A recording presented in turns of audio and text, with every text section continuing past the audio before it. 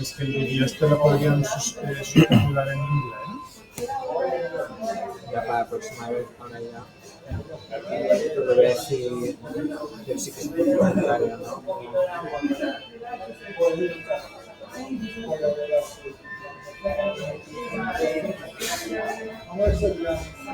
Pues este tío no hace...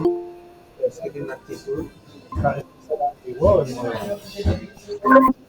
sigue siendo el tío hasta finales de mes. el que ha hecho el vídeo es el Calmacio. Las imágenes es el Calmacio. El que ha montado creo que es el Calmacio. Bien, ¿dónde estás? Sí, perdón, que sí, que tuve que unirme a un café porque no tenía internet en mi casa, entonces. Tengo que echarle un poco de ruido. Así. Sí.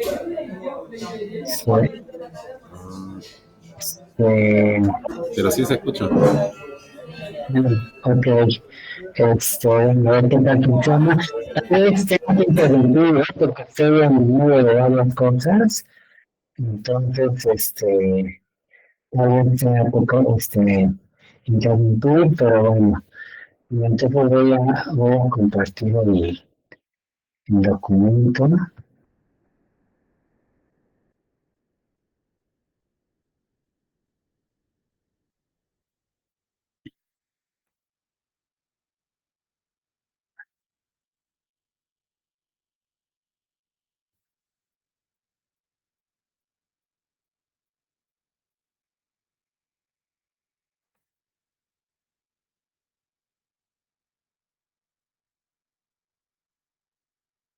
Muy bien. Muy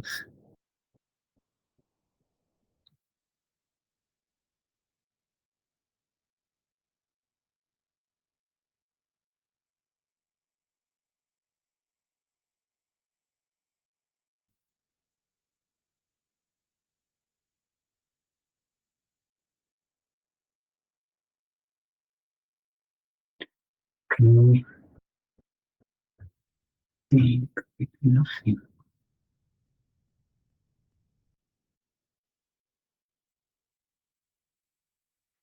Bueno,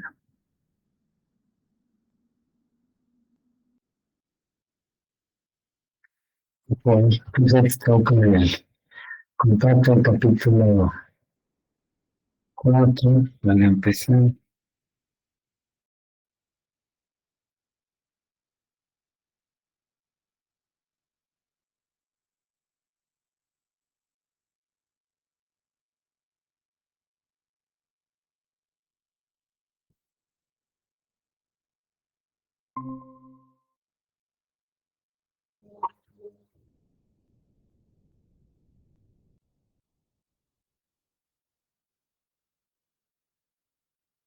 Ok.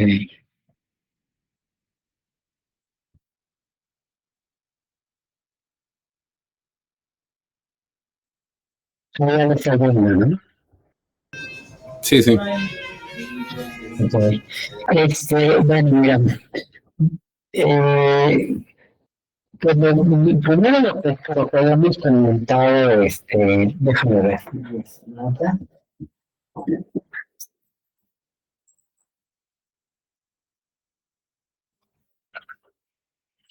Bueno, a ver, ¿qué te pareció la evaluación al final? Bueno, más que la evaluación, la retroalimentación con con alguien, con Irene. Sí, yo creo que estuvo bastante bien. Okay. Creo que Mario leyó más a fondo el capítulo 4 que Irene, definitivamente. Yo creo que déjame ver.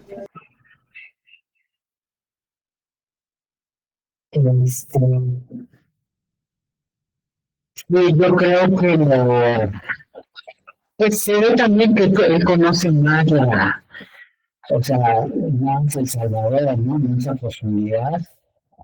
Y entonces, pues también tenía más elementos, ¿no? para hacer la lectura y hacer observaciones. Sí, yo creo que es en estos capítulos que su experticia es donde se va a necesitar más. Okay. Bueno, mira, me parece que lo que te había comentado, ¿no? O sea, creo que hay una falta de rigor en el uso de conceptos, ¿no? Habría que precisar, eh, o sea, habría que precisar, ¿no? El uso de conceptos, te decía que, por ejemplo, por ahí hablas de bloque en el poder, ¿no? Que, o sea, ahí cabe fundamentalmente qué relación tiene con el concepto de bloque histórico, ¿no? Qué relación tiene con el grupo hegemónico. Entonces, como que hay que, digo, te pongo un ejemplo, ¿no? Entonces creo que ahí falta, pues, tener más rigor y precisión, ¿no? En el uso de los conceptos. Bueno, ya pasando en particular el capítulo 4, lo que te comentaba también, la evaluación, a mí me parece que está bien,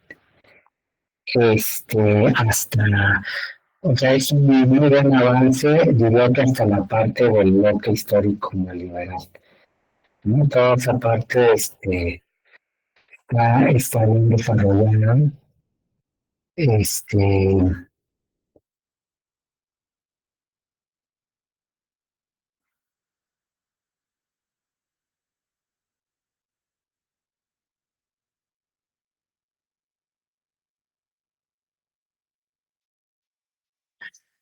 o sea, que está bien desarrollada, ¿no? Pero lo que en general noto es que, y tiene que ver con esta, bueno, o sea, no solamente con la falta de precisión en el uso de los conceptos, sino como,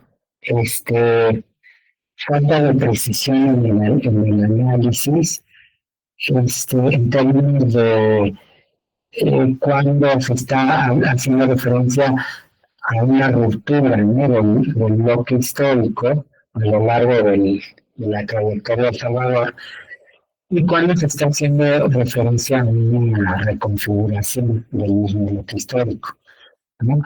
Porque, por ejemplo, ahorita en este párrafo, ¿no? Dices, la periodización propuesta permite así situar la vía neoliberal como un corte radical con el pasado, ¿no?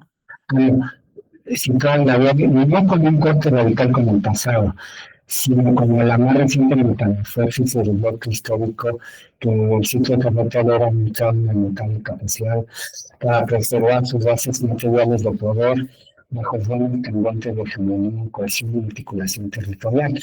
Ahí, o sea, en ese párrafo está resumido eso que te estoy planteando, ¿no? O sea, creo que efectivamente, o sea, este párrafo aplicaría en la transición de, digamos, del bloque este, liberal agroexportador al pseudo corporativismo, ¿no? Ahí sí hay una, ya ves, te comentaba la otra vez, creo que el pseudo corporativismo hay que plantearlo como la culminación de los intentos precedentes de, de revolución pasiva, de empezar los gobiernos de revolución pasiva, o sea, el pseudo corporativismo sería la culminación de esos esfuerzos, ¿no? Lo cual implica que no hay ruptura, ¿no? Con el voto liberal agroexportador, sino es el bloque, es el mismo bloque, digamos, con un proceso, por decirlo así, con un proceso de revolución pasiva montado, ¿no? Sobre él. En cambio, el bloque, o sea, en cambio, el bloque histórico liberal sí implicaría una ruptura, ¿no? Eso es lo que estábamos comentando al final de la,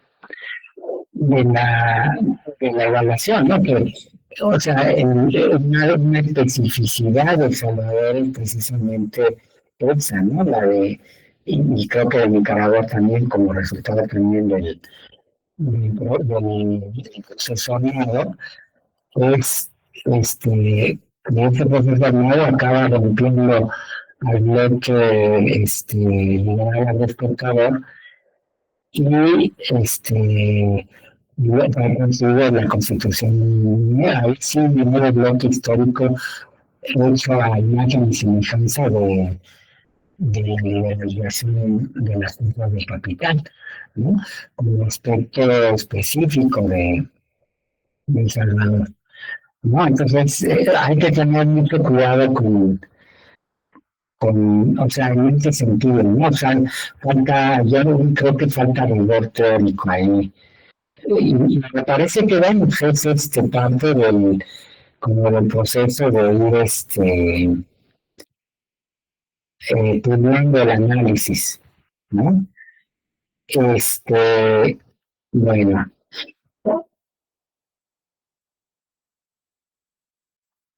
ok. Entonces, pues ahí habrá que afrontar mucho esta especificidad del caso salvadoreño, ¿no? O sea, a diferencia de las experiencias, del resto de las experiencias de América Latina, bueno, primero, a diferencia de la experiencia de Costa Rica, que es el contrapunto, a diferencia del resto de las experiencias de América Latina, y a diferencia del resto de las experiencias de los países neoliberales en el mundo hasta lo que conocemos, ¿no? Porque tanto en los países desarrollados o sea, anglosajones como los europeos, el neoliberalismo ha implicado una racionalización, ¿no? Del bloque histórico del Fordismo, del inicialismo, o en el caso de América Latina, el bloque del corporativismo, ¿no? El corporativismo de Estado. Entonces, creo que ahí es muy importante insistir en esa especificidad, ¿no? del Salvador. Bueno, y básicamente eso ya te lo había puesto en alguna invitación. Básicamente, ¿por qué se estaría hablando de un nuevo bloque histórico para el caso o sea, del bloque histórico neoliberal? Y en primer lugar, bueno, es porque hay una reconfiguración de la clase dominante, ¿no? Que tú desarrollas, aunque creo que falta todavía como sistematizar ese análisis que haces ya en el apartado correspondiente, ¿no? Lo que neoliberal, o sea, hay una reconfiguración de la clase dominante, abandono del café, ¿no? Y la inclusión en el capital financiero, en la maquila, en los bienes raíces, ¿no? Y ahí plantear cómo esa inclusión permite es un proceso de financiarización, ¿no? Acorde digamos, con los preceptos de la vía neoliberal. Luego, hay también un cambio en el ejercicio de la hegemonía, ¿no? Ya no es un proceso, digamos, de exclusión de la representación política en las clases subalternas, como básicamente fue durante el proceso del pseudo corporativismo, aunque ahí, acuérdate que Mario te preguntó que había que matizar, ¿no? En esa afirmación. Entonces, hubo un cambio, ¿no? La forma de ejercicio de la hegemonía en ese sentido, o sea, en el sentido de que digamos, el tránsito a un régimen parlamentario, ¿no? De democracia formal, ¿no? De libertades individuales, si bien acotado, implica una forma diferente, ¿no? De ejercicio de la hegemonía. Y creo que ahí, bueno, también el otro elemento sería el cambio en la subalternidad, ¿no? Resultado pues, de las transformaciones que se dan en las clases subalternas y y digamos, en la subalternidad, ¿no? De esas clases. Subalternas me refiero a pues, lo que plantea por ahí al final del apartado del capítulo sobre cómo hay una especie de externalización de la reproducción social, ¿no? Considerando la inmigración, ¿no? A Estados Unidos, eh, y cómo hay también este, eh,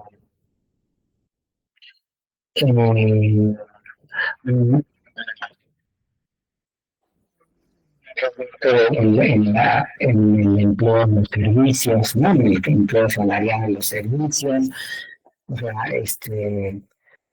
en fin, no te hablas de los cambios, digamos, que sufren las clases subalternas y por lo tanto un cambio también en la subalternidad, ¿no? Entonces, eso habría que precisarlo muy bien, porque también como te comentaba, me parece que el punto culminante del capítulo tendría que ser una caracterización así muy, muy sistemática, ¿no? Del bloque histórico y del bloque histórico neoliberal al final, ¿no? Este, bueno, ahora estaba pensando, o sea, eso digamos que son sí, los principales comentarios que tengo sobre el capítulo 4 aparte de lo que ya te había comentado y lo que se comentó en la evaluación. Ahora estaba pensando que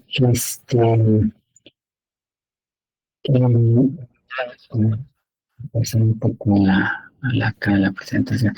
Estaba pensando que de acuerdo a lo que se comentó ese día,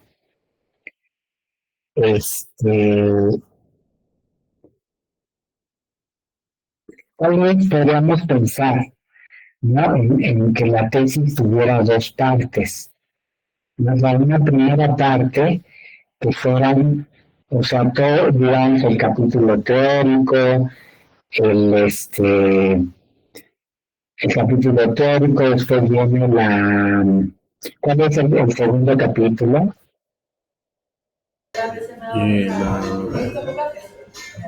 Toda la discusión sobre la fase, me parece. A ver, el primer capítulo Es todo el marco teórico más general. sí, el segundo es la fase actual. El tercero son el concepto de vida y la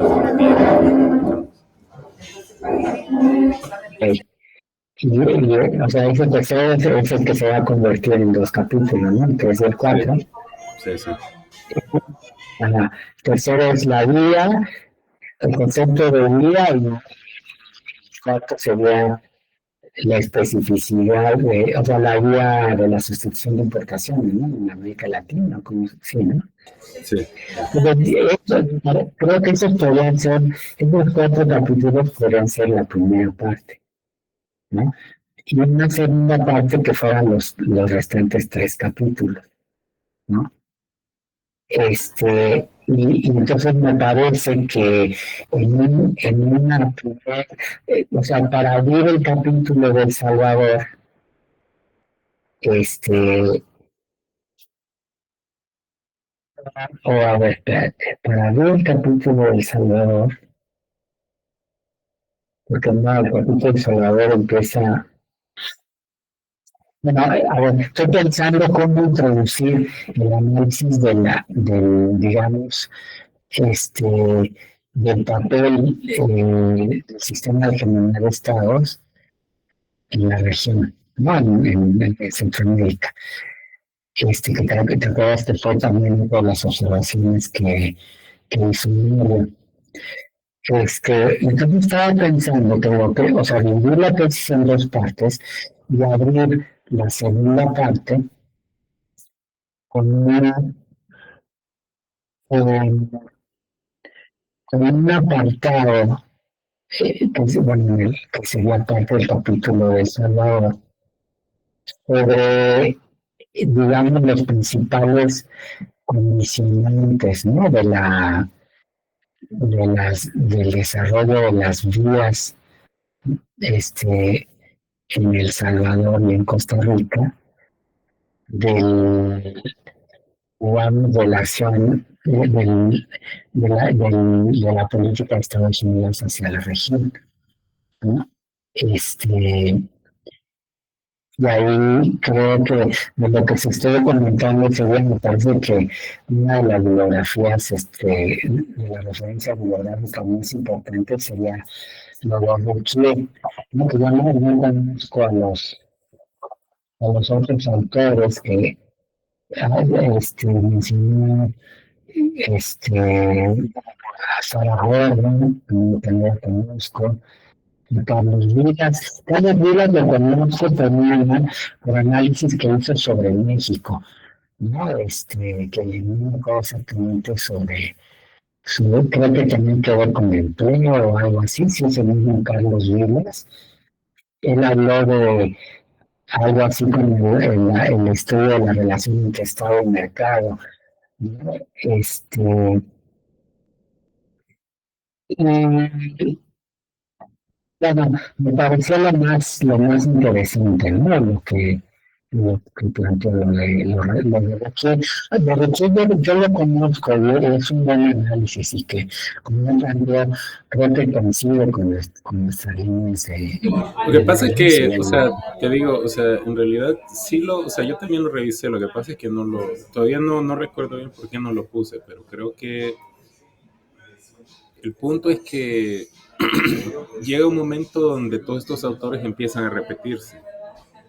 O sea, no voy a, o sea, porque, o sea, el punto es que yo siento que Mario sí da buenos aportes, o sea, sí, digamos, cuida la parte historiográfica de la tesis, porque, digamos, tiene un fuerte componente histórico, político, social, económico la tesis. Pero, o sea, el punto es que yo tampoco me clavé tanto en la parte historiográfica. Aunque, claro, todos los comentarios que hizo de rigurosidad historiográfica lo voy a retomar. Sí, no, pero yo me refiero a que no me estoy cubriendo, o sea, él habló de los, por decirlo así, los condicionantes externos, ¿no? De las vías de desarrollo tanto en El Salvador como en Costa Rica.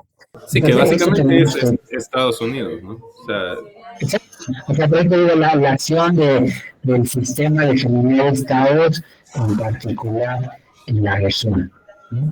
Entonces, quería verificar cuáles fueron digamos, las principales acciones, ¿no? de Estados Unidos que condicionaron pues, por decirlo así, a la vía, si pudiéramos hablar de una vía centroamericana en general, y en particular los casos de Salvador y Costa Rica, ¿no? sí, sí. Uh-huh. Pero Yo digo, pensaba, porque, o sea, digo, o sea, como se ha venido trabajando, eh, es un componente dentro de los cuatro que, digamos, se van tocando en el capítulo, el sistema de hegemonía de estados, y, digamos, lo que pasa es que no tiene un subapartado, ¿verdad? Sino que está como diluido en el análisis, ¿no? Pero se puede poner como un subapartado, o sea, de esa forma sería bastante sistemático y como hasta metódico, ¿no? Así como, ahora vamos a analizar esto, ahora vamos a analizar esto, ahora esto y esto, y esos serían como los 4 subapartados. Me parece que sí, se tendría que ser así. Y te digo, yo estaba pensando en eso, ¿no? O sea, dividir la tesis en 2 partes y la segunda parte que abriera con esa parte, o sea, no un capítulo, ¿no? Sino creo que podría ser como un apartado inicial de contexto, no sé cómo, porque en realidad sería digamos, un apartado sobre contexto regional, ¿no? Por decirlo así, ¿no? Contexto regional de la vía salvadoreña y de la vía, o sea, de la vía de desarrollo en El Salvador y la vía de desarrollo en Costa Rica, ¿no? Pero ese contexto no sería los antecedentes, digamos, de la transición hacia el capitalismo, sino que tú estarías pensando en un contexto geopolítico. Y más bien, ¿no? O sea, más bien, o sea, en el sentido de cuáles fueron, como te decía, los condicionantes externos de, tanto de la vía en El Salvador como de la vía en Costa Rica.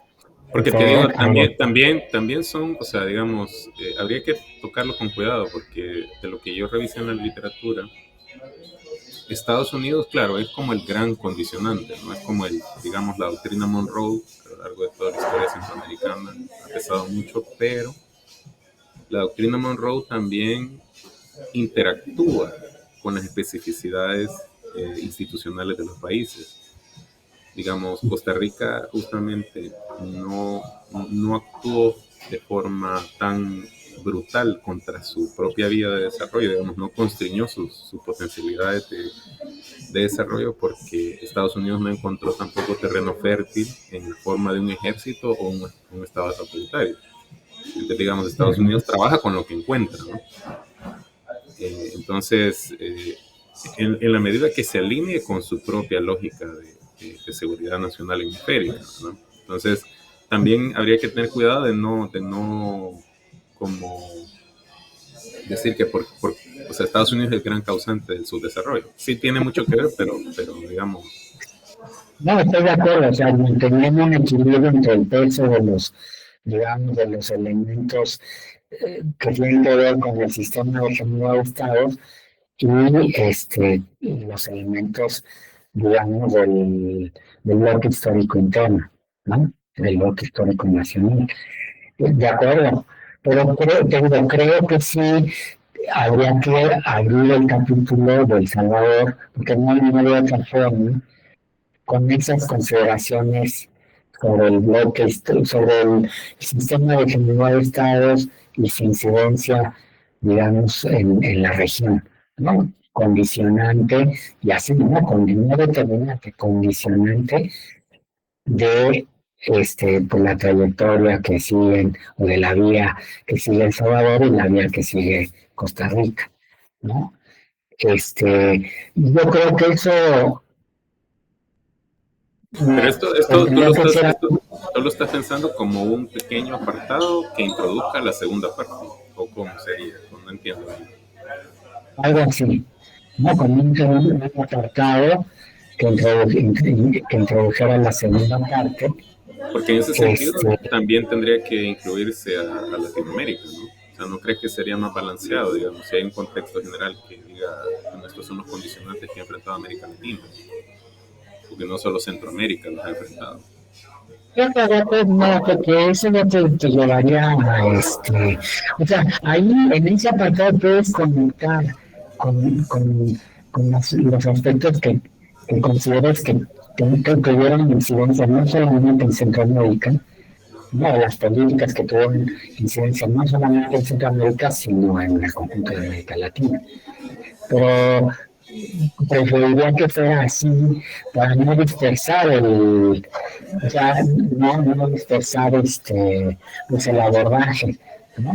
Sino concentrarlo en Centroamérica, te digo, y ahí lo puedo relacionar con el resto de, ya, todo relacionar o considerar la incidencia que algunas de las políticas tuvieron con, por ejemplo, a ver, se habla de la Alianza para la Producción, ¿no? La Alianza para la Producción,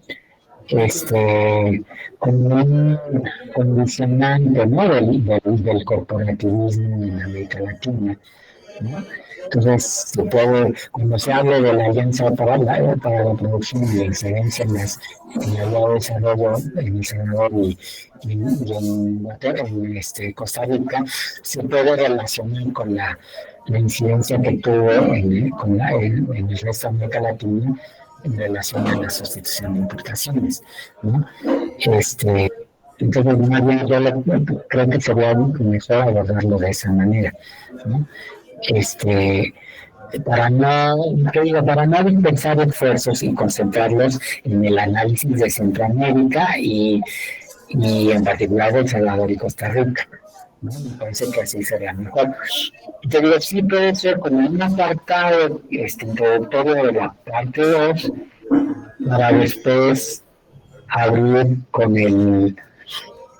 Sí, o sea, como una introducción, voy a hacer algo así como una introducción este, más o menos amplia a la parte 2 para dar entonces paso al capítulo, que sería el capítulo 5 de El Salvador y el capítulo 6 de Costa Rica y luego el 7 de El Salvador en la actualidad, ¿no?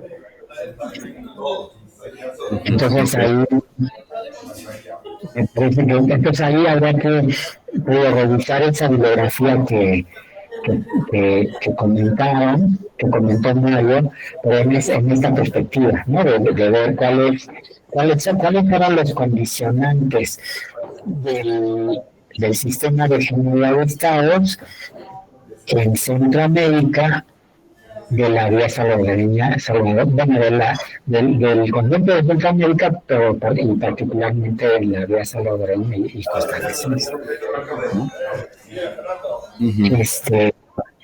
Bueno, ok, déjame ver qué otra, espera, vuelvo al texto y lo compartir.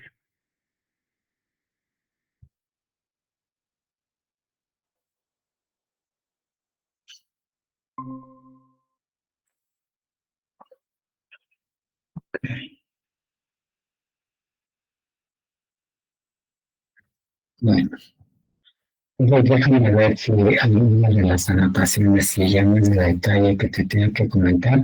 Esto te lo voy a hacer llegar como...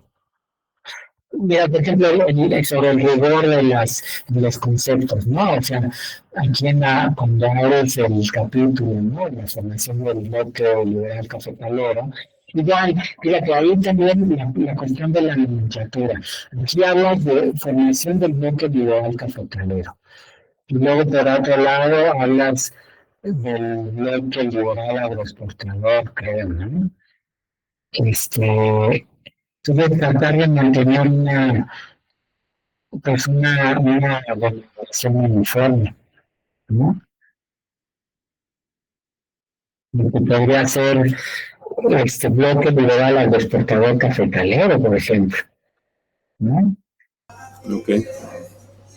O sea, bueno, ahí tú verás la denominación que mejor se adapta a lo que tú quieres expresar, pero manteniéndola entonces, ¿no? Siendo riguroso en su uso.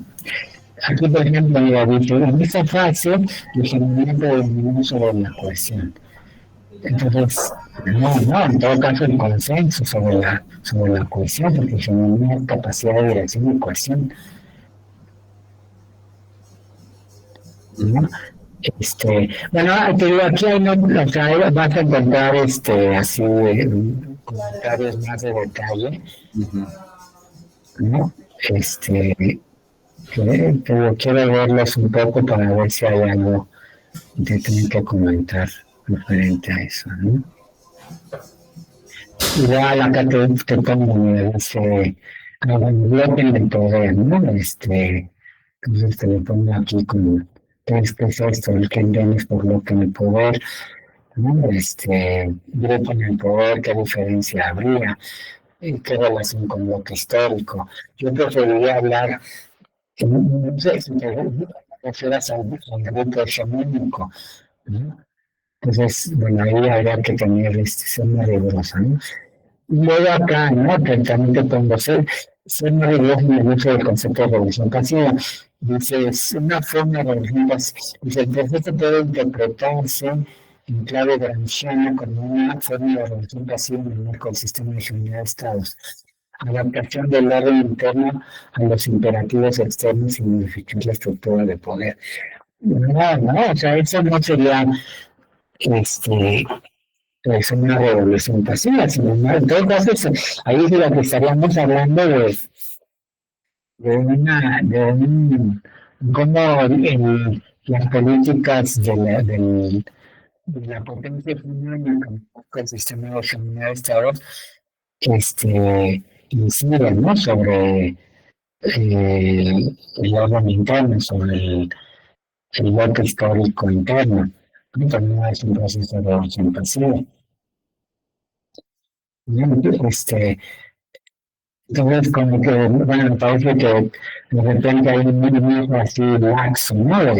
El concepto de revolución pasiva, y hago revolución pasiva por donde quieran, ¿no?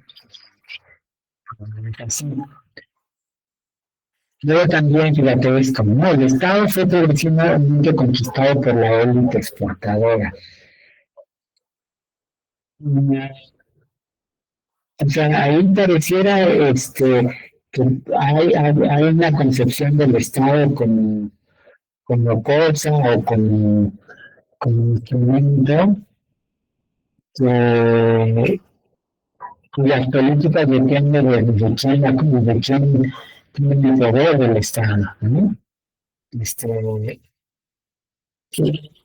sea, y entonces pareciera que no se le está considerando como una nación social, como el mercado de como una expresión de bloque histórico, ¿no? Entonces, o sea, también cuidado ahí con la forma en que se plantean, ahí, se hacen algunas afirmaciones como esta. Mm, mm, Claro, en ese lo que se estaba planteando es justamente que el Estado no es una cosa, más bien quizás habría que revisar la redacción, ¿verdad? Porque la idea era como mostrar que si bien el Estado no es una cosa, pero sí es algo que se conquista. O sea, digamos, es una correlación resultante de un bloque específico, ¿no? exacto. Sí, Pero sí, sí hay sí, una lucha, sí. o sea, digamos, esa es como la idea que se buscaba trasladar. Bueno, o sea, sí, o sea, todo, de ese marco, bueno, sí, hay una lucha, ¿no? Entre facciones de clase por controlar el Estado, pero dentro de esos límites, dados por la propia naturaleza del Estado, ¿no? Entonces, bueno, como tercer cuidador son, ¿no? O sea, creo que es más que nada eso, falta de cuidado, ¿no? Falta de cuidado en el uso de los conceptos, de los términos o de la forma de redacción y que habría que ir puliendo y trabajando, ¿no? Mm,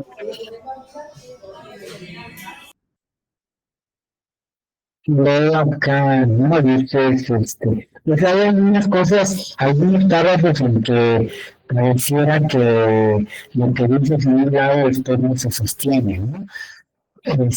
Porque, por ejemplo, aquí mira, dice,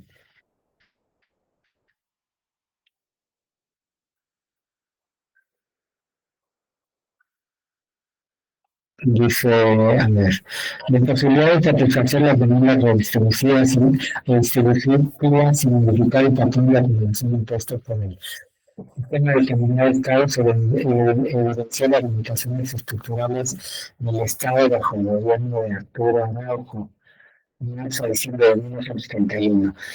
En este contexto, el golpe de Estado de 1931 marcó el fin de la fase hegemónica. El golpe liberal, o sea, de la fase, quiere decir de la fase, yo le diría del ejercicio del consenso pasivo, ¿no? Volviendo a este uso, la necesidad del rigor en el uso de los conceptos, ¿no? Pero lo que te pongo es que pareciera que eso que dices aún se contradice con lo que se dice posteriormente, porque la dice, la reconstrucción del bloque histórico salvadoreño con la insurrección de 1932 puede interpretarse como un caso paradigmático de revolución pasiva de signo restaurador, revolución de restauración. Igual ahí, ¿no? O sea, la revolución pasiva siempre implica un proceso de restauración. Ahí el problema es dentro de la revolución pasiva, que es lo que predomina, si el proceso de revolución o de restauración, ¿no? Entonces, nuevamente, ¿no? Es una falta de rigor, ¿no? En el uso de los conceptos y de precisión también. Pero acá te pongo una nota donde dice revolución pasiva que posibilita la continuidad del bloque histórico con un carácter nuevamente coercitivo militar. Lo militar como expresión extrema de lo político. Incapacidad de dar causa al conflicto social, combinado con el proletario. Entonces, te parecía, o sea, ese paternalismo autoritario pareciera contradecir la afirmación de que en ese momento termina la fase del, digamos, el momento del consenso pasivo, del ejercicio del consenso pasivo, porque sigue siendo una forma de crear consenso pasivo, ¿no? Si bien bajo una forma autoritaria, paradójicamente. Entonces, como que ahí igual, ¿no? Hay que ser, hay que, digamos, cuánto elaborar más, ¿no? Para que quede clara el corte o la precisión que quieres hacer sobre el significado, la incidencia, las consecuencias de, de esto, ¿no? Del golpe en el 31, lo que pasó después. ¿No? Pero bueno, así así hay muchos ejemplos en el capítulo, ¿no?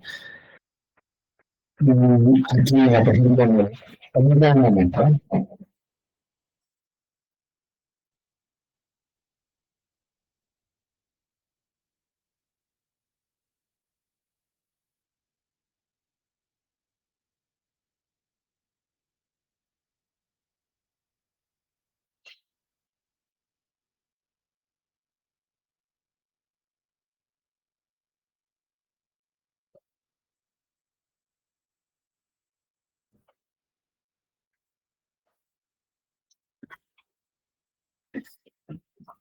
Este, bueno, acá referente al pseudo corporativismo, es algo que ya de alguna forma que había comentado, este, no dice, había que plantearlo como la combinación de los intentos de reducción pasiva precedentes y dejar claro que en realidad no implica una ruptura del bloque liberal en el cafetalero agroexportador, sino que trata del mismo bloque que reconfigurado por la revolución pasiva, que incluye una cierta diversificación productiva. ¿no? También ya lo habíamos comentado, el día de la evaluación, ¿no?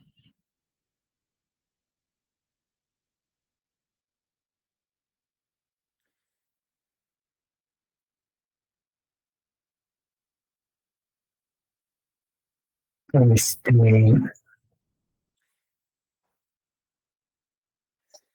ver, pues, esto, sí.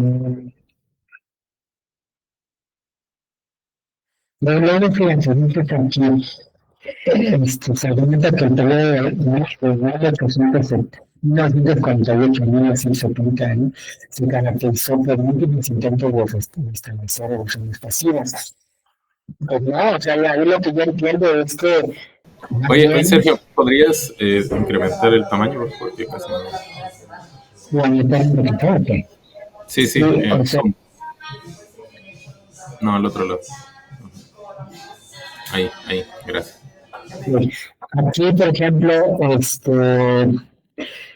sí, bueno, relacionado con esto, ¿no? Te pongo aquí que, o sea, lo del pseudocorporativismo, aquí, ¿no?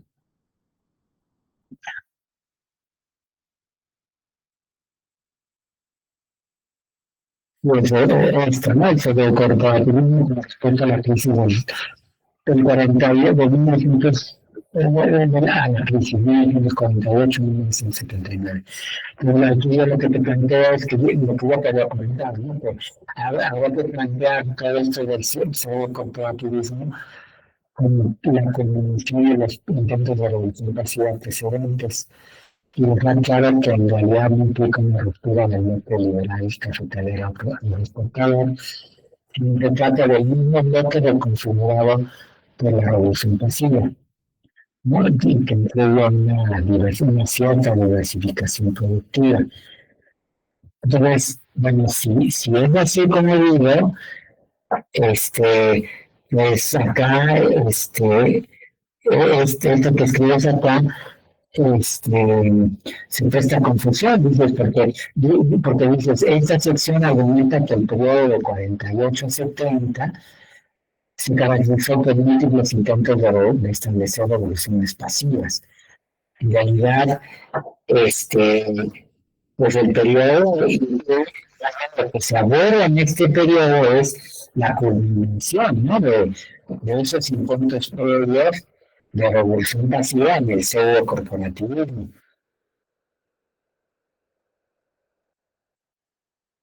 Según lo entiendo yo. Luego, acá te refieres a los bloques populistas corporativistas, ¿no? De América Latina. Hay toda una discusión de si son experiencias populistas o no, ¿no? Claro, en la visión de Chantal Mouffe y de Laclau, pues sí, son experiencias populistas progresistas, ¿no? Yo preferiría plantearlo como, este, o sea, como bloques corporativistas, sin meterse a la discusión de si fueron populistas o no, Ok. ¿no? Bueno, luego dice,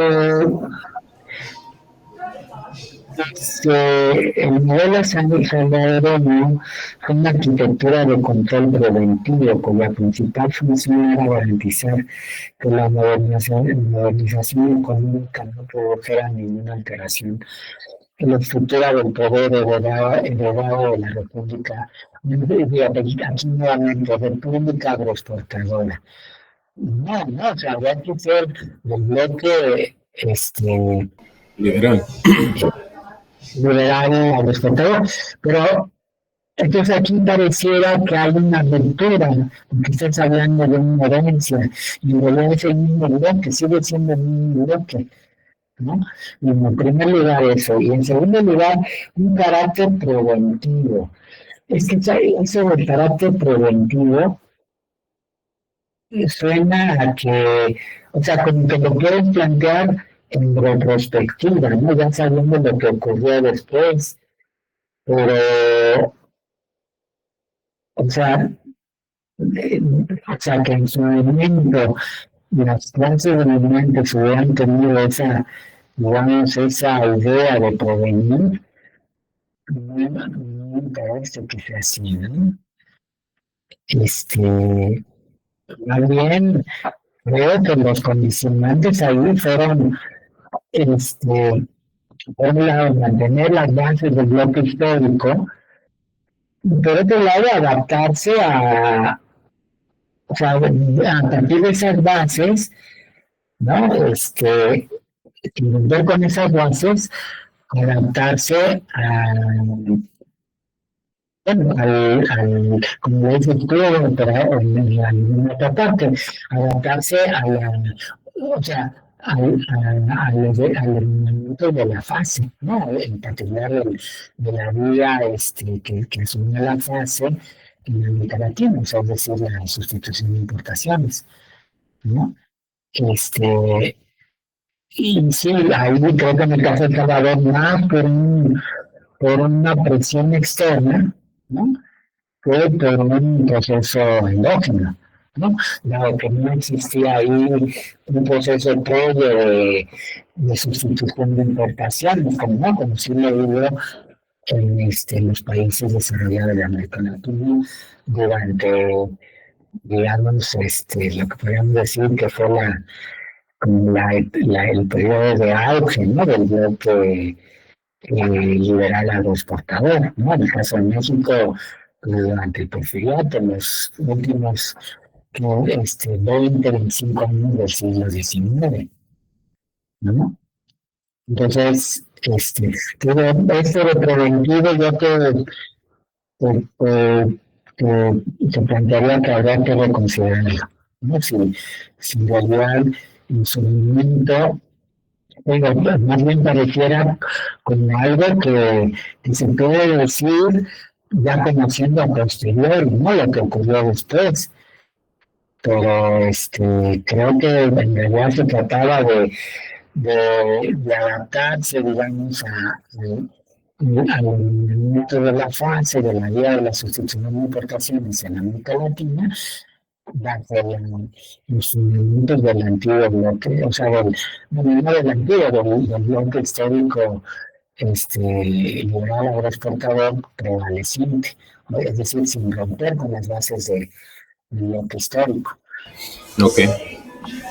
¿No? Sí, tienes razón. Pero ahí falta pulir, o sea, en ese sentido, o sea, te digo, me parece un avance muy bueno, como te dije, creo que fue un avance catártico, y dentro de esa catarsis, pues muchas cosas salieron, así como un escupitaje, ¿no? Todavía que hay que pulirla, ¿no? Mira,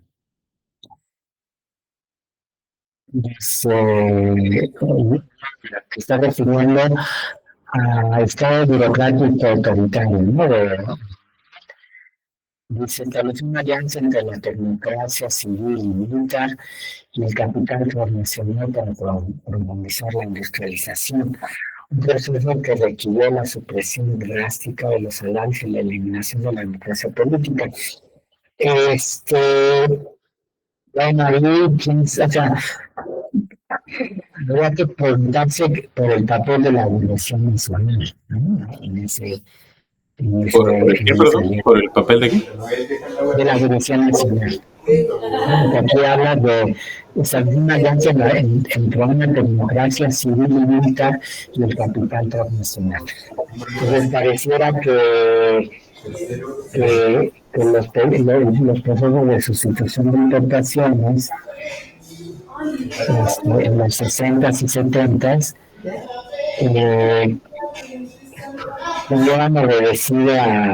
hubieran excluido a la burguesía industrial de origen nacional.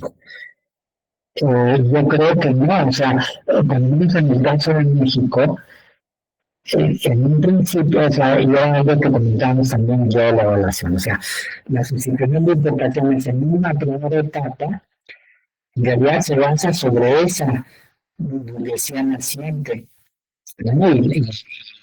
Y el proceso de revolución pasiva lo que hace es proyectar a la hegemonía, ¿no? En una primera etapa. En una segunda etapa, que es la que empieza a partir de los 50, mediados de los 50, o mediados finales de los 50, hacia adelante, es una etapa donde, digamos, tiende a ser desplazado la hegemonía, esta burguesía industrial naciente, en favor de la antigua burguesía agrominera exportadora que desarrolla una extensión industrial, ¿no? Entonces, bueno, ahí, pues, o sea, revisar eso, ¿no? O sea, eh, lo que es aquí lo del carácter preventivo, ¿no? Que era lo que te ponía te planteaba hace rato, ¿no? El carácter preventivo parece más bien resultaba un análisis en retrospectivo y comparativo. No es el mismo proceso.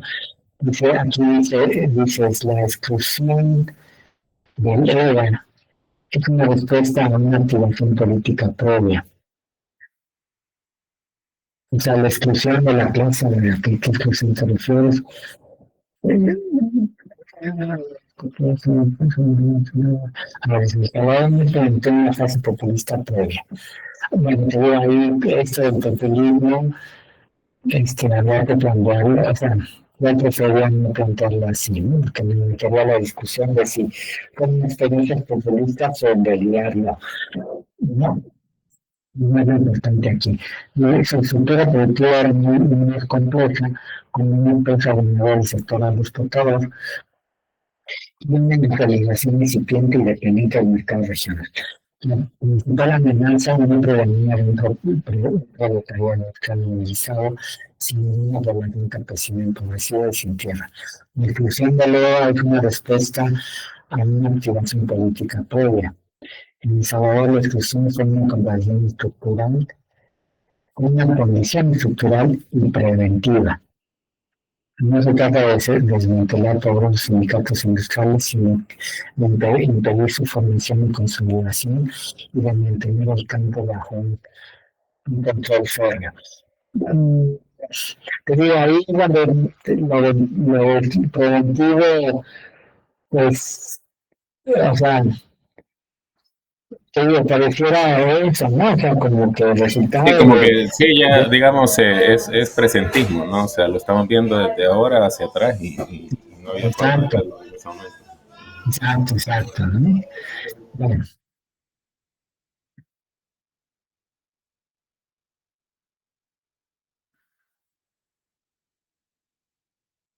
Igual acá, ¿no? Lo que dice después, dice, el cooperativismo salvadoreño fue la antítesis de un movimiento primario. No surgió para integrar a las masas después de una ruptura revolucionaria, sino para promover precisamente esa ruptura. No, más bien, no, fue, o sea, capaz de impulsar un proceso de sustitución de importaciones bajo los fundamentos del antiguo bloque. No, eso fue lo que marcó, o sea, eso fue Creo lo que marcó. o sea, más bien sería como que digamos la agencia de diseño del pseudocorporativismo, pero en base a las condiciones impuestas por el bloque liberal agroexportador. Exacto. Y ahí sí, fíjate, bajo la presión del sistema de hegemonía de estados. No, o sea, ahí sí bajo la presión, ¿no? Porque pues, ahí habría que decir eso, ¿no? Estados Unidos en un principio se oponía a los procesos de sustitución de importaciones en América Latina. Y una vez que estos se dan, y que se dan a contracorriente de la política norteamericana, ¿no?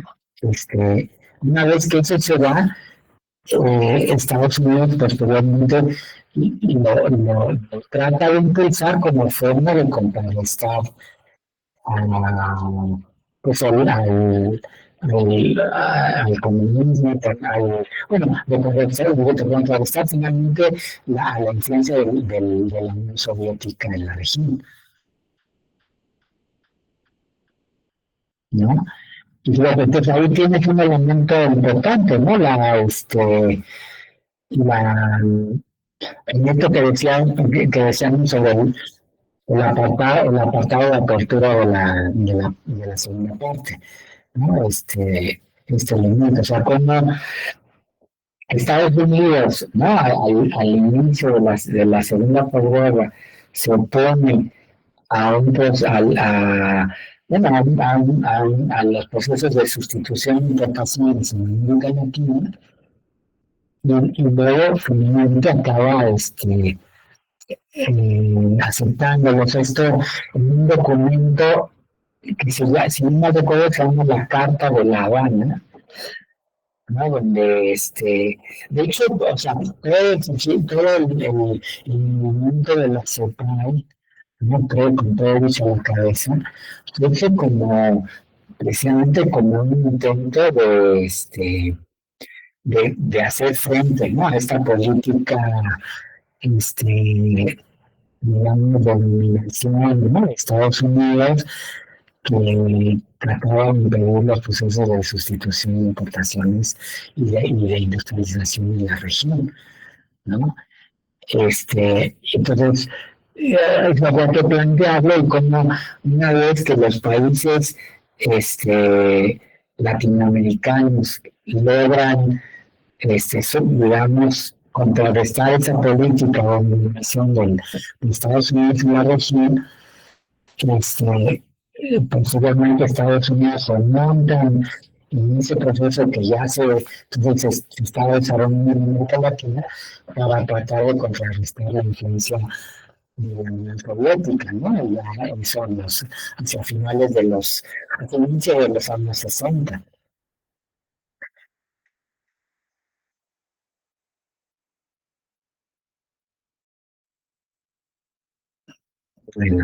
Bueno, quizás es que ahorita no te veo, José, ¿Cómo fue, se perdón? cortó No, que si me escuchas. Sí, sí, te estoy escuchando. Ok, bueno, entonces, digo, eso sería de los elementos importantes que había que considerar en ese apartado introductorio, ¿no? A ver, ¿tienes ahí, puedes buscar Carta de La Habana? A ver qué dice. Espera, espera. Sí. Mira, yo estoy recorriendo el documento.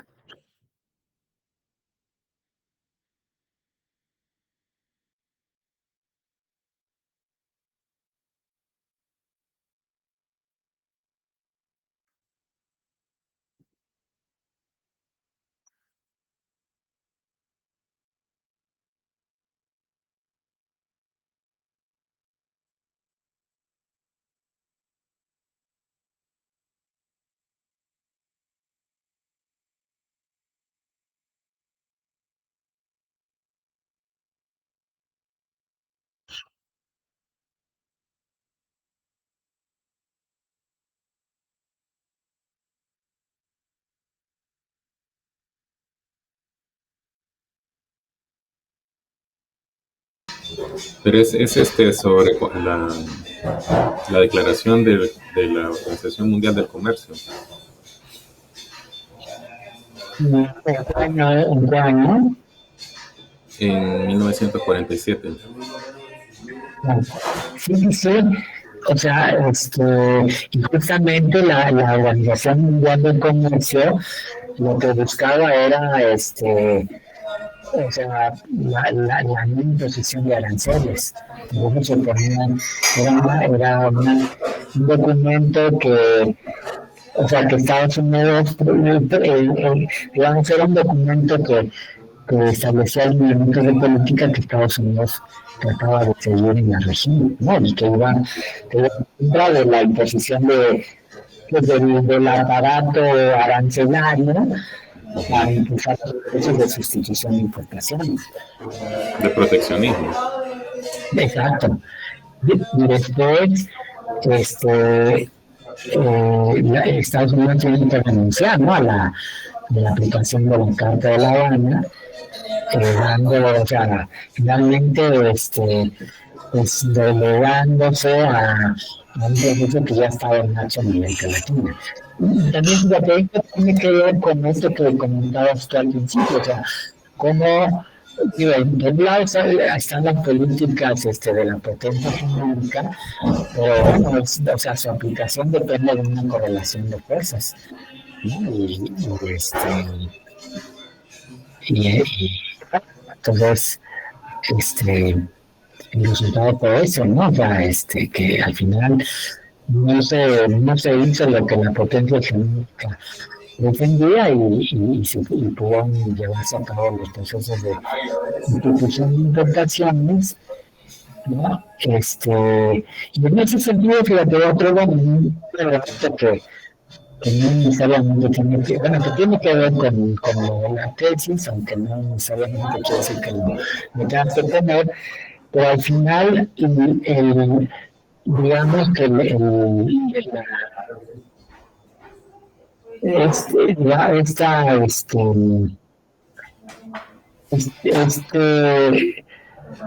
o sea, esta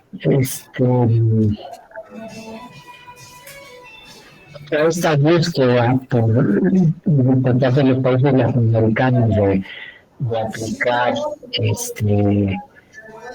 una política de sustitución de importaciones, al final tenía que ver con un intento teórico de adaptación del keynesianismo a la realidad latinoamericana. Sí, que fue, digamos, o sea, la experiencia de Prebisch en el Banco Central Argentino, ¿no? O sea, hacer el análisis ese de los términos de intercambio o sea, ahí digamos, se convence de la necesidad de tener un núcleo endógeno, una transformación estructural y todo lo demás. Exactamente, ¿no?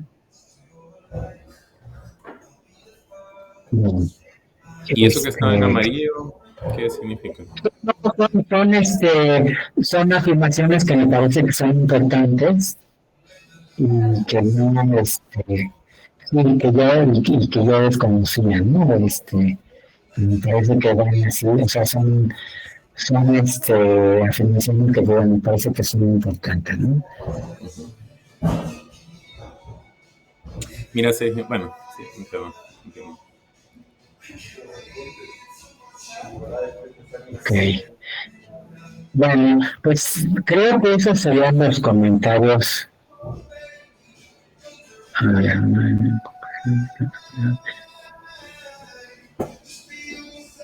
¿qué me ibas a decir, José?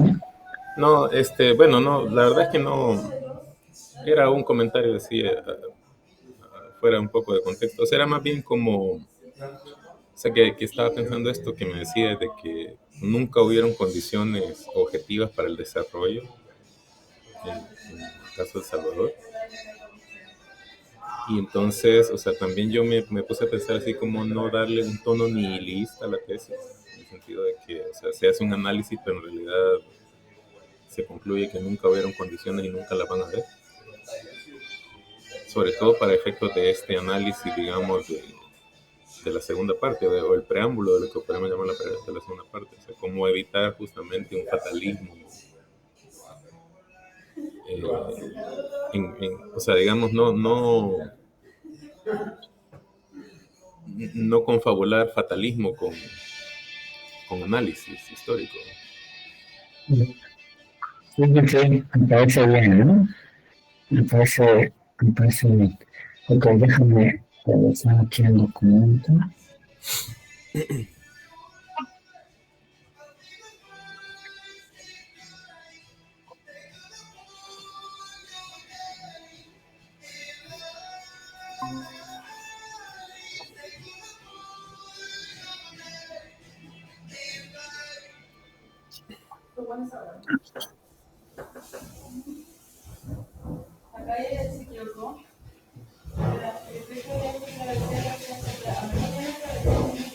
Ok, bueno, Otra cosa que me pareció importante de lo que se mencionó en la evaluación es esta discusión que se dio, ¿no? Sobre si el neoliberalismo, si el bloque histórico neoliberal que constituyó en El Salvador a partir de los acuerdos de paz, ¿no? O antes, ¿no? La reforma constitucional era el otro punto. El otro punto. ¿No? Entonces ahí lo que habría que plantear es que las clases dominantes, ¿no? Ya durante el conflicto estaban, digamos, buscando, o sea, había una facción, ¿no? Este grupo modernizante, que buscaba una salida de acuerdo a, pues, a la vigencia de la vía neoliberal en el mundo, ¿no?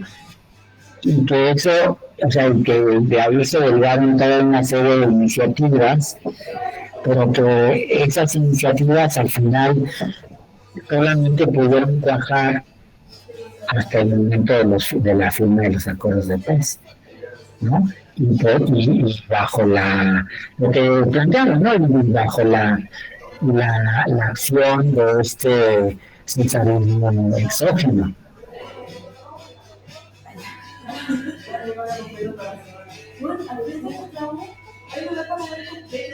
Bueno, pero aquí es una cuestión de precisión de los conceptos, ¿no? Del uso de los conceptos. Tú hablas aquí de la reforma educativa, ¿no? Dice, el fracaso de este proyecto demostró que un modelo sin inclusión real no puede ser legitimidad, sino que radicaliza a sus propios intelectuales orgánicos, obligando al Estado a depender cada vez más de su núcleo coercitivo. Yo lo que entiendo es que la organicidad de los intelectuales es un proceso que se crea, ¿no? O sea, que se crea de acuerdo al grado de conciencia que logran desarrollar los intelectuales, de tal manera que les permita articular los intereses del grupo que representan con los de un bloque histórico, en este caso un bloque histórico alternativo, ¿no? Pero eso es un proceso que no se echa a priori, ¿no? O sea, por eso no podemos hablar de los intelectuales orgánicos, sino habría que hablar de los intelectuales, ¿no? Esta organicidad es un proceso de creación de conciencia y de capacidad de incidencia. Sí, ahí digamos la idea de la radicalidad de los intelectuales orgánicos quizás estaba mal usado, ¿no? Lo orgánico, porque ahí digamos me está refiriendo a los docentes, en particular a los intelectuales docentes. Creo que sí son intelectuales del grupo al que representan, ¿no? Pero esa organicidad implica una capacidad de articular los intereses de ese grupo con un proyecto histórico, ¿no? Sí, quizás lo que me faltó quizás mencionar ahí es que, o sea, a radicalizarse esos intelectuales se vuelven orgánicos de un proyecto anti-hegemónico o contra-hegemónico. Okay. Bueno, sí, así sí, ¿eh? Entonces hay una serie de detalles así, ¿no? Que tendrás que ir viendo así con calma. Aquí lo que también te había preguntado, ¿no? Dice, la guerra civil es un accidente histórico, ¿no? Primero, la fase, tú estás hablando de los momentos de la guerra civil, la fase de movilización por liberalización de los años 60, correspondiente a la revolución pasiva. Permitió a los sectores populares construir una estructura organizativa autónoma. Segundo, el cierre de venta de esta apertura comenzó en 1972 y la represión siguiente. ¿no? Que desencadenó una normalización por intimidación. Y tercero, el régimen recurrió a las organizaciones existentes, y que la radicalizó transformando a los prominentes de la liberalización de la base social de la institución. O sea, habría que explicar un poco de esto, ¿no? ¿Por qué realmente de la liberalización? ¿Por qué normalización por liberalización? ¿No? Y todo eso se explica así muy apretadamente en un solo párrafo. Por ahí digo, Que, se podría explicar a nota de pie, ¿verdad? O sea, debemos hacer para no, pues sí, porque digamos el problema es que también se hace historiográfica la tesis. sí, bueno, sí, o sea, a nivel de nota de pie, pero la idea es que como que quede ahí claro para el lector, ¿no? O sea, bueno, qué significa todo eso y por qué lo planteas ahí, Sí. ¿no? Bueno, y ya la última parte, ¿no? La constitución del bloque histórico neoliberal, ya que como requiere de elaboración ordenada y sistemática, siguiendo los mismos ejes que los apartados anteriores. Dejar muy claro que se trata de un nuevo bloque histórico neoliberal, a diferencia de la minuta que los países donde lo que se tiene es una racionalización del bloque histórico corporativo, el corporativismo, del bloque histórico corporativo. Como en el resto de América Latina y en el caso de Costa Rica, ¿no?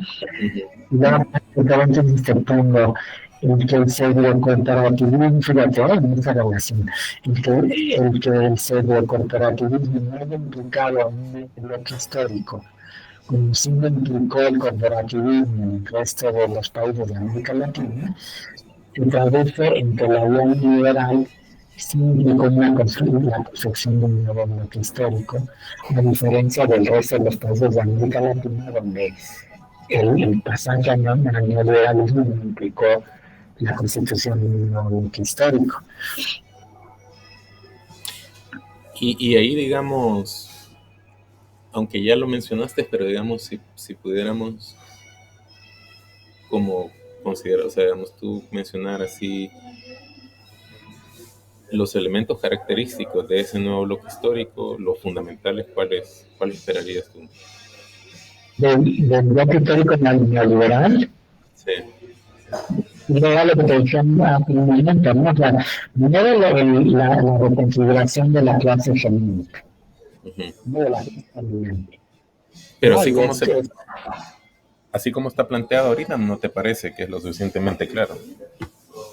no, o sea, no es o sea, como que no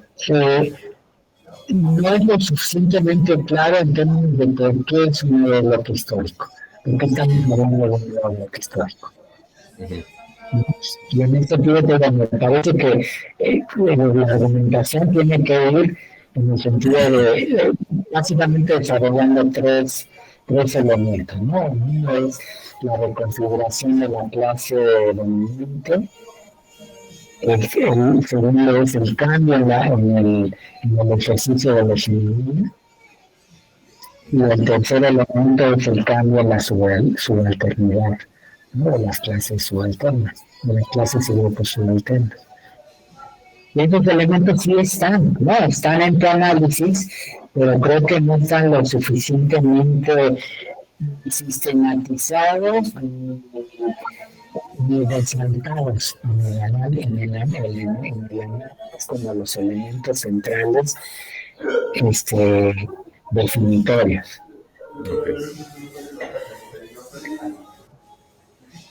Yo creo que o sea, la argumentación de por qué es un nuevo bloque histórico tendría que ir en torno al desarrollo de esos tres elementos.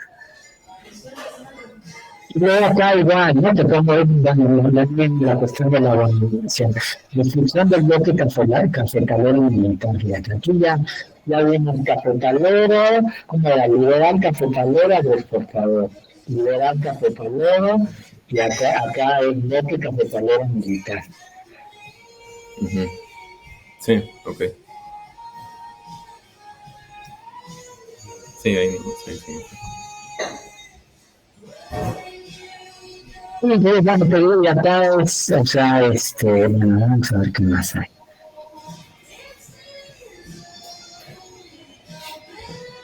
Fíjate, aquí es donde hay confusión, ¿no? O sea, dice, de este modo, eso está en la página, estás hablando de la destrucción del antiguo bloque histórico. No, me ponen, no, pero fíjate lo que dice aquí, dice, de este modo el bloque liberal a los portadores no se ha superado históricamente con la firma de la paz, sino reconfigurado estructural y superestructuralmente para responder al despliegue del ciclo industrial del capitalismo del conocimiento.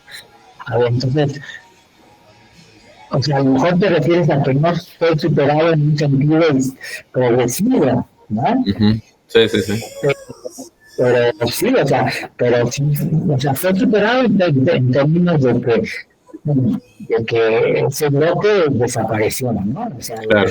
Lo que quería decir es que, justo, ¿no? Lo que acabas de decir tú, ¿no? O sea, justamente lo que quería plantear era que, y es como una idea que digamos, se sostiene a lo largo de la tesis, que si no hay una superación en un sentido progresivo, entonces la lógica, la dinámica de reproducción del bloque, o digamos de la sociedad misma, va trascendiendo con los bloques. O sea, no hay una superación etápica o teleológica. No, pero sí, aquí sí habría que hablar de la disolución del bloque histórico anterior. No, Sí, hay pero no una superación. Bueno, la construcción de un nuevo, ¿no? Que no quiere decir que resuelva las contradicciones del bloque histórico anterior, ¿no? Sino que dejando causa, ¿no? Les da nuevo cauce considerando esos elementos que decíamos, ¿no? O sea, claro, o sea, nuevo cauce en un sentido de que hay una reconfiguración de la clase dominante, de que hay un cambio en la forma de ejercicio de los y de que hay un cambio también en las subalternidades, ¿no? De las clases y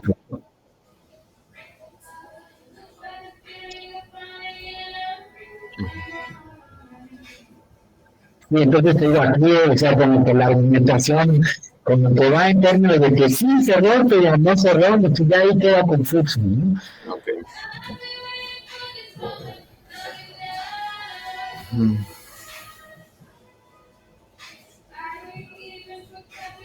Entonces se explica acá, dice, la transición del modelo de industrialización por sucesión de importaciones y la guerra civil hacia una profundización en la globalización liberal no implicó una ruptura del poder oligárquico, y más bien una recomposición estratégica de sus funciones y su encaminamiento de economía.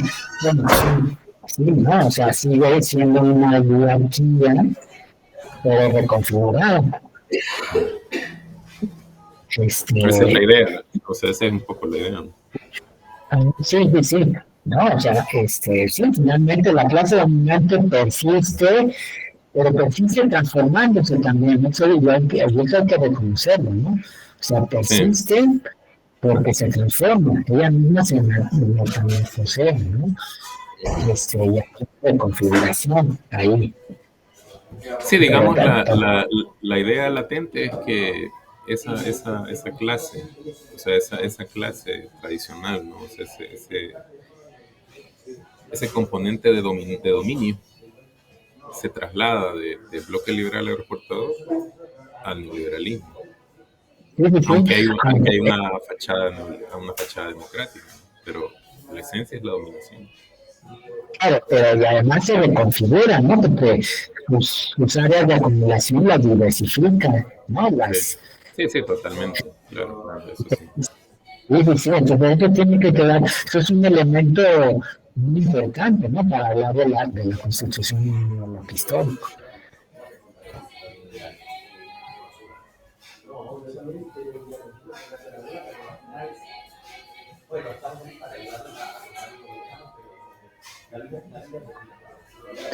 Bueno, creo que eso es todo, ¿no? Lo otro que te quería consultar es que en este capítulo yo, digamos, termino la redacción con la crisis económica financiera 2007-2008, ¿no? Porque mi plan era, digamos, dejar los gobiernos del FMLN como la antesala o el contexto del buquelismo, porque es más, digamos, en mi opinión, como una expresión inmediata de ese, digamos, porque ahí, digamos, se disparan los picos de violencia, hay una mayor decepción popular, una mayor distanciamiento de la sociedad civil con la sociedad política, y, digamos, se dan las condiciones para este momento. Entonces, no sé si está de acuerdo que quede así o lo paso para acá. Para ahí mismo, porque es parte del bloque histórico neoliberal, ¿no? Ya es la entrada en crisis, ¿no? O sea, finalmente la entrada en crisis o sea, por un lado, fíjate, es la operatividad de las nuevas formas de ejercicio de hegemonía, ¿no? Porque la nueva forma de ejercicio de hegemonía permite que las clases subalternas, los representantes de las clases subalternas, tomen poder, y es parte de la nueva forma del ejercicio de la hegemonía, ¿no? Pero por otro lado, eso empieza a marcar la crisis, ¿no? O sea, porque entonces hay una, o sea, lo que Gramsci llamaría mundo histórico, o sea, por un lado están las clases dominantes, ¿no? Reconfiguradas, y por otro lado, como fuerza dominante en el Estado, como está una clase, un grupo, ¿no? Una intelectualidad política que no representa sus intereses, ¿no? Y que entonces trata de, pues, digamos, de estirar, ¿no? Los nuevos fundamentos de la hegemonía, tratando de incluir, ¿no? A las clases subalternas, pero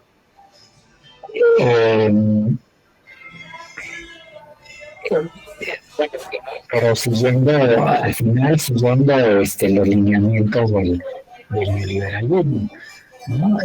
Lo cual, pues, finalmente permite movilidad y acaba bueno, en un abordaje electoral, ¿no? Ya en el segundo periodo.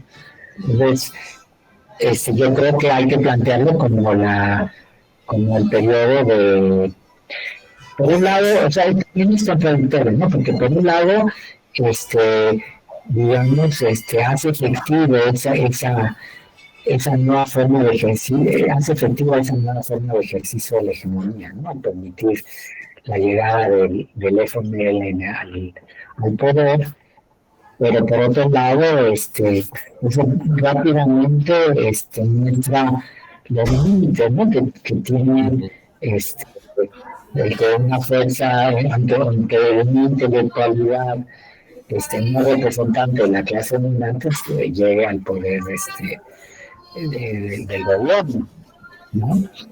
Entonces, marca los límites de ese nuevo ejercicio de la hegemonía y también marca los límites de un proyecto, o sea, de como una fuerza alternativa, pues encuentra límites muy estrechos para poder, digamos, tratar de impulsar un proyecto alternativo del cual ni siquiera tenían tampoco mucha conciencia, ¿no? O sea, Sí. no saben, ¿no? Entonces, no, yo creo que eso sí habría que plantearlo pues como como un elemento que muestra la crisis, ¿no? De ese nuevo, porque finalmente volvió que la gran crisis, ¿no? La gran crisis Sí, del la crisis terminal, ¿no? O sea, digamos que todavía se encuentra. no, porque después viene Bukele con un intento de superación de la crisis dentro de los límites del propio neoliberalismo. O sea, de alguna manera algo que el FMI trató de hacer, ¿no? Claro. O sea, yo digo, o sea, porque, o sea, para mí el siguiente capítulo justamente versaría sobre la crisis del neoliberalismo y los intentos de solución a esa crisis. Incluso yo vería los primeros dos gobiernos del frente como un intento bastante torpe y bastante fallido, ¿no? De viraje. Y este nuevo intento de Bukele es un intento más agresivo. Ok, por eso quieres tratarlos juntos. Uh-huh. Pero fíjate, o sea, pero hay un elemento de ruptura porque el ascenso de Bukele implica una ruptura del sistema político que se inaugura con los acuerdos de paz.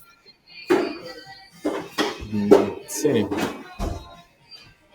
O sea, esto que te decíamos, hay un proceso de disociación, o sea, ahí, encaja muy bien con el análisis de los nuevos populismos internacionales, ¿no? O sea, hay un proceso de disociación reciente de la sociedad, nuevamente, ¿no?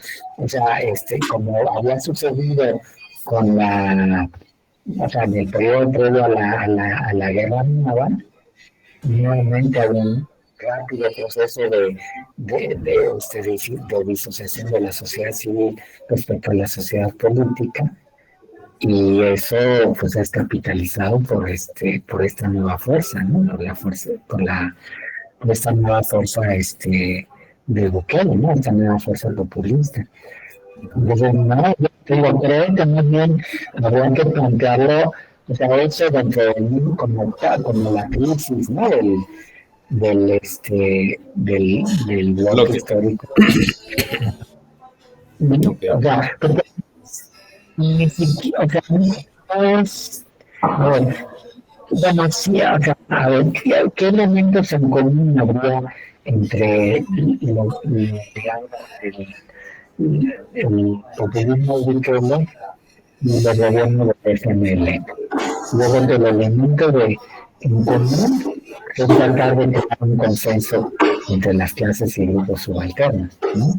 En el caso del FMLN, pues es con programas sociales, ¿no? O sea, sí. No en una, digamos que no en una sección populista, sino más bien con de impulsar un proceso de inclusión social, aunque basado en el consumo, etcétera, etcétera, ¿no?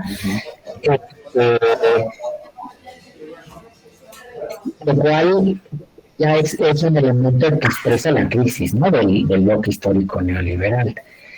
Entonces, yo creo que habría que plantearlo como, o sea, dentro de la crisis, como un intento de superación de la crisis dentro de los límites del neoliberalismo, ¿no? Para entonces ya en el último capítulo plantear o sea, de esa manera conectar con el capítulo de Bukele, ¿no?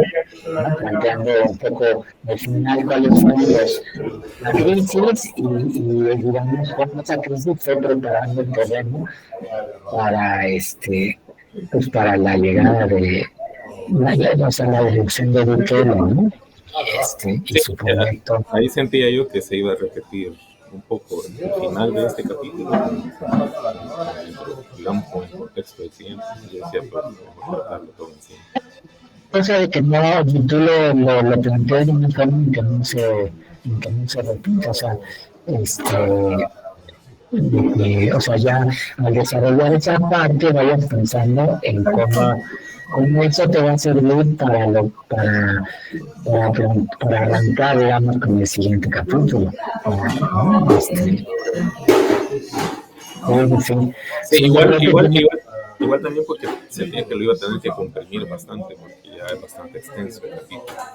Y más con estas observaciones que me he hecho, como es muy histórico, ¿no? Entonces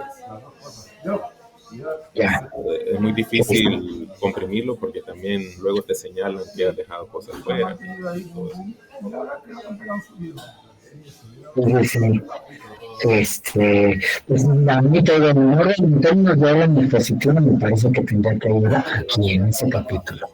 Bueno, ¿No? lo voy a Porque, colocar acá.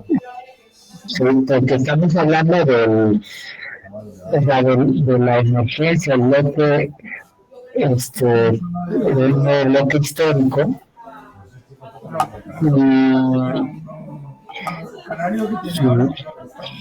su propia crisis, ¿no? Su crisis, su propia crisis, ¿no? Yendo a crisis. Y sí, no, me parece que el capítulo, o sea, todo tiene que culminar en el capítulo 6, ¿no? O sea, planteando, bueno, esta nueva tentativa, ¿no?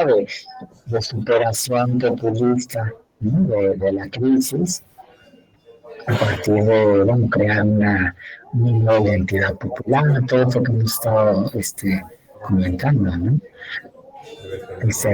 A partir del problema de la inseguridad y todo eso, ¿no? Okay. Bueno, ok. Del capítulo 5,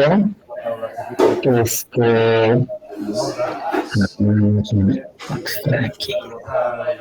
Sacando un sonido grande a la batería, a ver si graba la batería. Lleva 20 años. No he tocado gusanillos. Claro.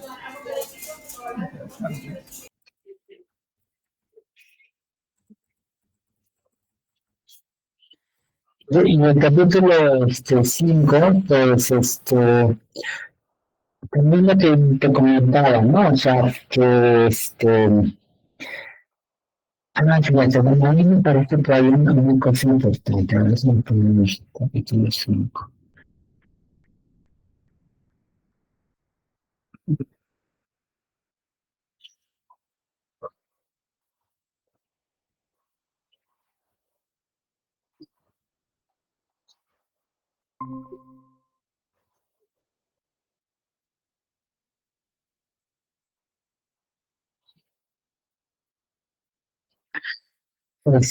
Bueno, no, también.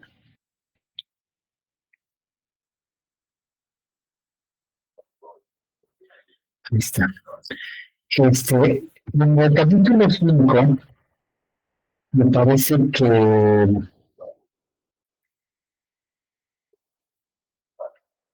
bueno, primero que estos subrayados son, porque parece que son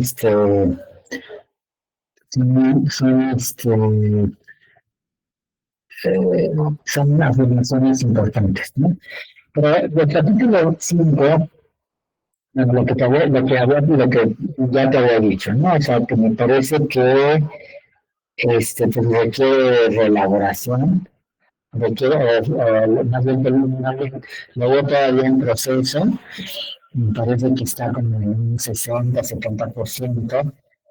Este, y entonces, más bien te voy o sea, dentro de, bueno, eso por un lado. Por otro lado, lo que te comentaba también de que me parece que este todavía al desarrollar un capítulo eres presa de la narrativa, por decirlo así, de los autores que vas consultando, ¿no? Como que todavía no te apropias todo de la argumentación, como si lo hiciste en el capítulo anterior, ¿no? Y desarrollas, digamos, el argumento a partir de los conceptos y categorías que hemos venido trabajando y que hemos venido elaborando, ¿no? Bueno, y entonces en ese sentido pues requiere todavía una, una elaboración, ¿no? Bueno, ahora, sobre ya el contenido, Me parece que o sea, a partir de lo que tú planteas, me parece que en el caso de Costa Rica estaríamos hablando de o sea, sí es cierto esto de la excepcionalidad del caso costarricense. Yo diría que desde su transición al capitalismo, ¿no? Porque, o sea, me parece que es una transición, este, al capitalismo, bajo una vía firme, ¿no? A diferencia de la transición que se dio en el resto de América Latina, me atrevería a decir, a partir de una vía Juncker, ¿no? Entonces, en ese sentido, no solamente para Costa Rica habría que hablar de una vía firme de la industrialización, ¿no? Sino que habría que hablar de una vía firme de la transición al capitalismo, ¿no? Así como para el resto de América Latina habría que hablar de una transición, de una vía firme de la transición del capitalismo que se corresponde después con una vía única de la industrialización, o sea, cuando se emprende la sustitución de importaciones. ¿No? Y por eso que tú planteas, pues al inicio del documento, ¿no? Que o sea, prácticamente no hay, durante el periodo colonial, no hay la formación de las grandes haciendas, ¿no? En Costa Rica.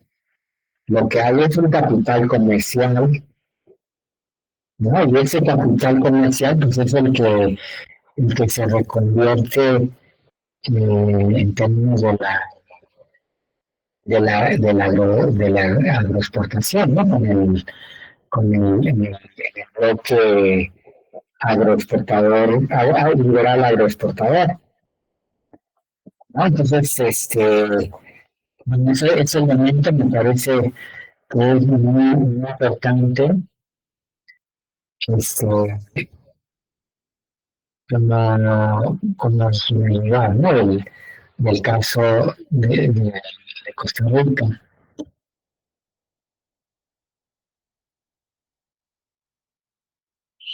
Esto de la inmigración de europeos, también creo que es un elemento que no sé qué tanta fuerza haya tenido, pero me parece que es un elemento también importante, ¿no? Que es un elemento que poco se ha considerado, pero que tiene que ver o sea, en el caso de las experiencias de los países latinoamericanos de hace unos años, tiene que ver con la ventaja que en un momento tuvieron Brasil y Argentina respecto a México, ¿no? Sobre todo en el periodo de agrominero exportador, ¿no? Y el surgimiento de una industria nacional, digamos, en ese periodo, ¿no? Ese surgimiento de la industria nacional, en el caso de Argentina y Brasil, estuvo muy ligado a la inmigración, que fue fuerte, o sea, relativamente fuerte en esos países, a diferencia de México, donde no, o sea, no fue tan importante. ¿No? Y creo que en el caso de Costa Rica, fue un elemento también que mencionas aquí donde estoy, pero que no, o sea, como que no se le da mucha importancia posteriormente. Me parece que este es un elemento de importancia, ¿no? Sí, el elemento de la blancura, ¿no? Habría que vincularlo. No, o sea, también en ese sentido, ¿no? También o sea, no solamente en términos de y bueno, que es uno de los fundamentos pues de esa ideología, ¿no? Finalmente de significa el bloque histórico, ¿no? Que le da identidad, ¿no? al bloque histórico. O sea, también en términos de su incidencia económica y particularmente un proceso de industrialización. No sé cómo ha sido en el caso de Costa Rica. ¿No? Este,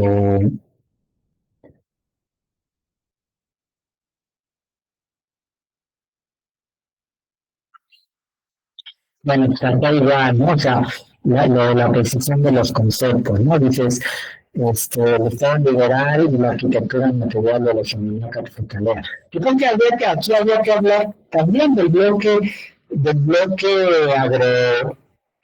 liberal agroexportador, pero ya habiendo considerado que es un bloque, digamos, que este, cuya clase dominante no es una clase latifundista, sino es una burguesía comercial reconvertida a la exportación, ¿no? Pero que no posee grandes extensiones de tierra y que esto se combina con campesinos, o sea, con una clase de agricultores y campesinos que, que, que poseen tierra y que, digamos, y que se incorporan pues, al proceso agroexportador, ¿no? En condiciones de, bueno, o sea, como propietarios de la tierra, ¿no? Y no en condiciones de sujeción este, completa, ¿no? Al latifundio, como si sucede en el caso de El Salvador o el resto de América Latina, ¿no? Entonces, pero aquí lo que te pongo es esto, la alianza entre capital comercial, financiero y político. Me permite un momento.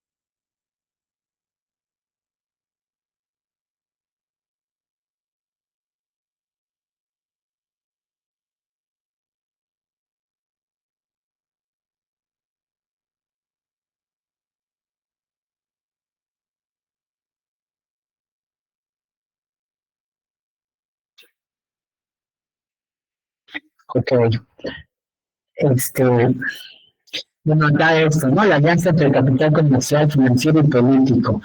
¿Qué es eso de político? No, ahí creo que era el bloque político, o sea, digamos, las élites estaban. Bueno, igual, ¿no? Intelectualidad política, o sea, pero es ahí, o sea, lo mismo que te había comentado, ¿no? La necesidad de ser rigurosos y precisos, ¿no? La dirección que se usa.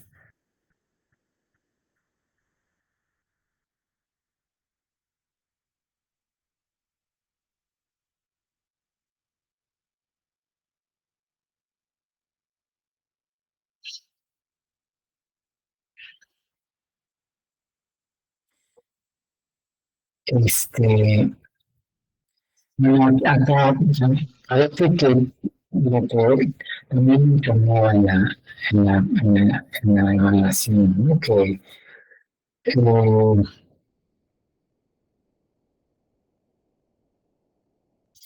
o sea, como es un bloque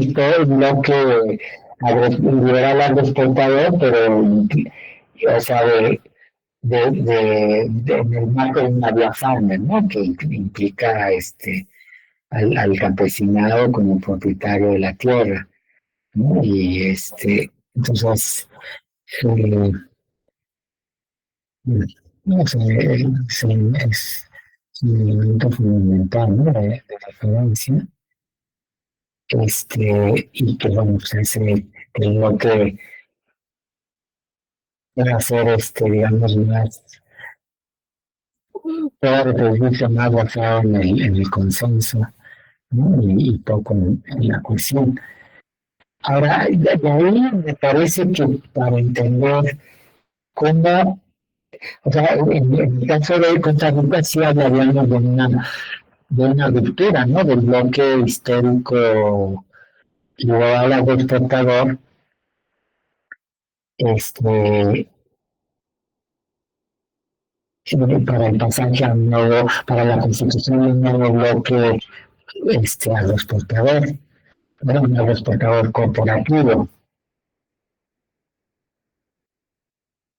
¿no? De un bloque corporativo, de ahí claramente sí hay o sea, se rompe con o sea, sí hay una ruptura, ¿no? Del bloque liberal al exportador, que va a dar paso a un nuevo bloque histórico, el bloque corporativo. Yo creo, fíjate, que ese bloque corporativo se parece más a México que al de los países de América del Sur. Por este elemento de condicionamiento, bueno, en el caso de México, de condicionamiento de la gran propiedad terrateniente, digamos, a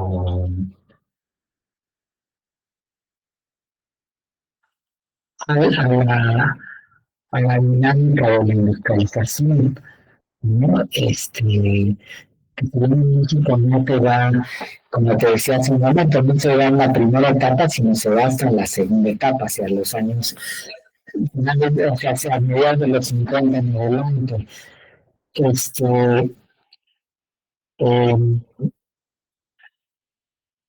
Entonces, pero en el caso de Costa Rica no existía gran propiedad terrateniente.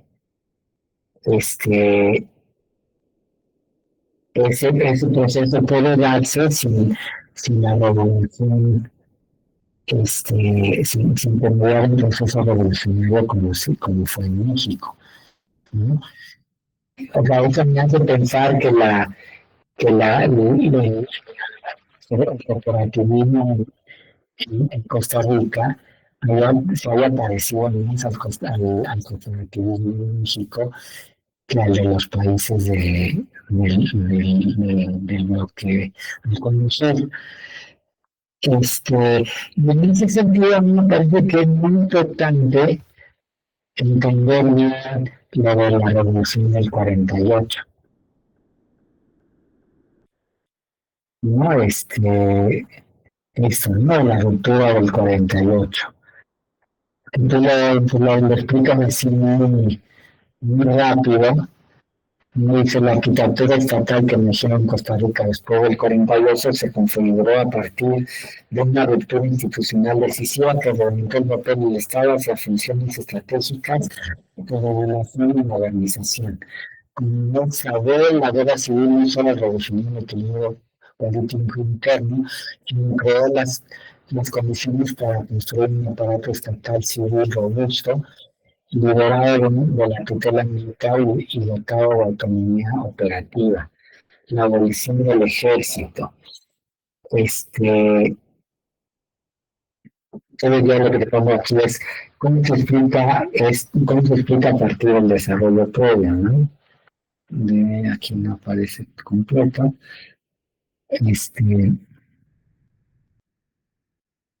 No aparece acá completo, no sé por qué. Pero bueno, sí, eso es lo que pongo acá, ¿no? Cómo se explica a partir del desarrollo previo.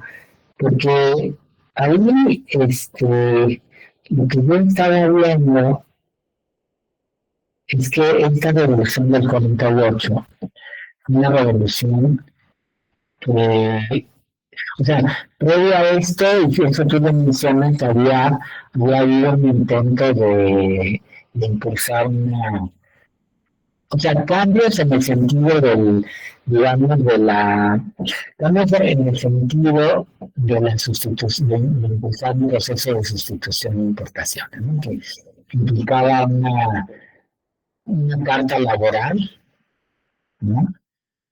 Eh, no sé si el reconocimiento o sea, el impulso de reconocimiento de los sindicatos, este, y aún, o sea, digamos, los, los propietarios de la tierra, o sea, digamos, el grupo que estaba más, este, que resultaba más beneficiado, ¿no? En el bloque histórico anterior, el liberal agroexportador, se opuso, ¿no? A ese cambio, como por ejemplo en el caso de México, también, ¿no? La Universidad de la Unión Exportadora se opuso a las reformas de Cárdenas, ¿no? Entonces, esas reformas, sin embargo, son impulsadas, yo creo que durante un proceso de revolución pasiva, este, que incorpora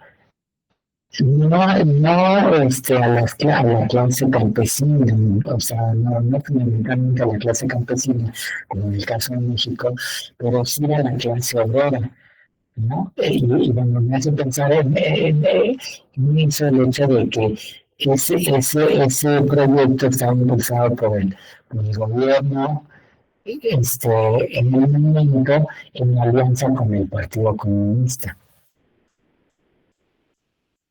¿no? Entonces, eh,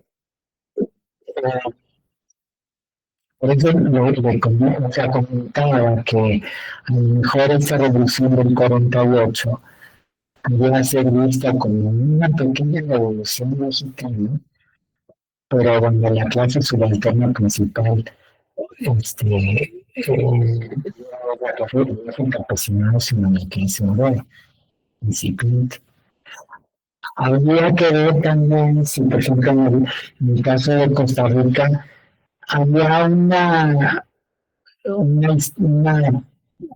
cierta industria preexistente, ¿no? O sea, que se haya desarrollado este,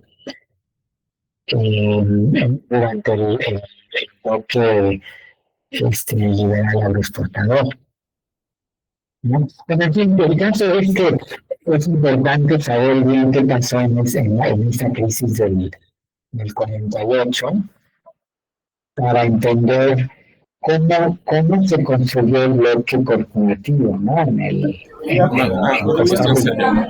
Fíjate que la carga del celular ya se me está acabando. Bueno, no sé si pudiéramos continuar en otro momento o me mandas por correo, porque sí, ya me voy a porque no, o sea, no traje el cable y se va a desconectar esto de repente. Pues te mando el